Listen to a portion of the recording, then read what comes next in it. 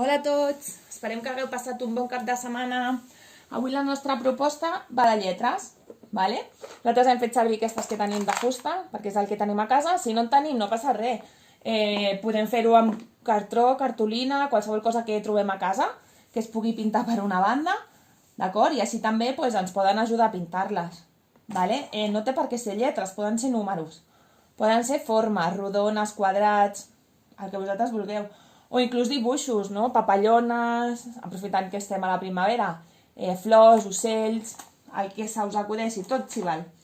Vale? Llavors es tracta de que vagin buscant el seu igual i vagin col·locant a sobre.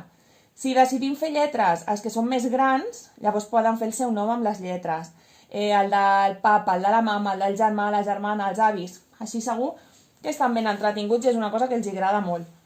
Vale? Està bé, si feu el de les lletres, encara que siguin petits, que els hi dieu el nom de la lletra.